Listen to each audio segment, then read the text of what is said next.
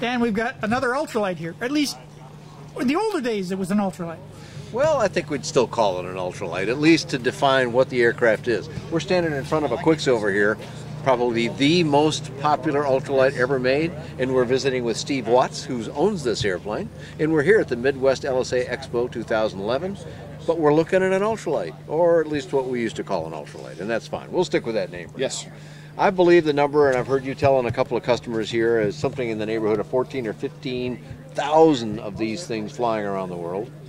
Many of them in the United States. They got started a long time ago, and the aircraft has evolved a great deal. It's not the same one it was back in the old days, but it's still a very charming airplane to fly, very easy to fly, and I heard you say something else that's very significant about this airplane. It has almost no accidents. Fatalities anyway. They're real serious stuff. Of course people bend airplanes, that happens all the time. But the reality of it is I don't know if there's ever been a fatality in a Quicksilver, but whatever the numbers are, it's a terrific safety record. Yes, sir. So thanks for bringing your airplane out here to the LSA show. Thank you, sir. I'm glad to have it out here. I'm impressed with the people that's come up to talk to me about it. This is a MX-2S, in that I have qualified wings on this plane. I have a 582 inverted, and we have hydraulic brakes on it, Hager wheels on it, Comtronic helmets, and it's just a fun plane to fly. Now you have a sticker here. You have it on both sides. That's the way it ought to be. It has to be vertical because it doesn't have a lot of side area to put this stuff on, so it says experimental here. That allows you, so you built the airplane yourself then, and that allows you to have pretty much anything you want within the airplane's capabilities. Yes, sir. That's why you can have the bigger engine and the heavier duty brakes and wheels and tires and like that. Did you build this yourself? I did. And how long ago did you do that? 3 years ago. All right. And I qualified it as an ESLA. It is an ultralight trainer, but now it is just an experimental. Okay, so you airplane. went through that process we all had to go, well, many people had to go through a few years back. Yes, sir. Where there used to be a two-seat ultralight, and that's what we all knew them as, but FAA said, nope, they got to be something else now. It's going to be an experimental light sport aircraft, but it's one of a special group that got transitioned from ultralight to ELSA. Yes, sir. Yes, sir.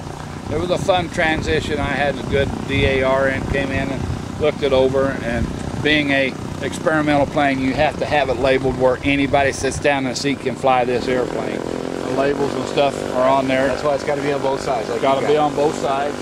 They have a sticker you have to put on there and tell people this plane does not conform to national standards, and this is an experimental aircraft, but it is a ball to fly. And none of those things change the fact that this has been a very safe airplane to operate for a lot of people. Most airplanes have accident records, but due to Quicksilvers that somebody's wanting to show off. It's not the airplane. The airplane cannot be tore up. It is very safe. So I got to speak to something else here. It uses, you can see on top and bottom too, it uses all wire bracing. Now you don't see a lot of that these days anymore. It was very common in the early days of ultralight, but there's a whole set of rigging here. It's called a wire braced airplane. It's actually very strong. It's actually very low drag too. This is not an airplane meant to be particularly sleek, but there's a fascinating video of a man named Jim Hanbury, who was a parachute producer, flying along in a single place version of this, but the construction was the same, and he had a wire snippers with him, and he proceeded to start cutting wires in flight.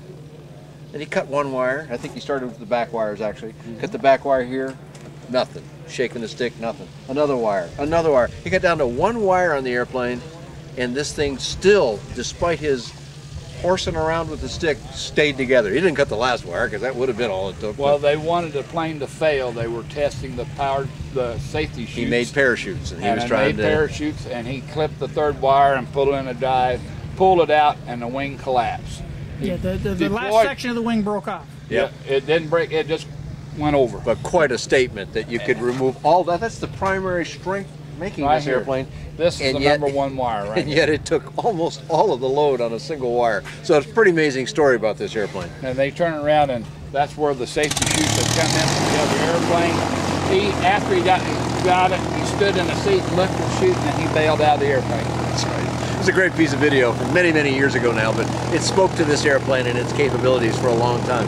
Do I understand that you're also a volunteer here at the Midwest LSA Expo? I am a volunteer here. I've been here every year. We've had the seminar and love it. Well, I want to thank you for that as well. I see we've got right behind us here, we got the airport manager, Chris Collins, looking over us as we do our work. But it's a great job they put on the show, but you cannot do these things without a small army of volunteers, so thanks very much. Thank you, sir. Steve, Appreciate great it. talking to you here at the Midwest LSA Expo.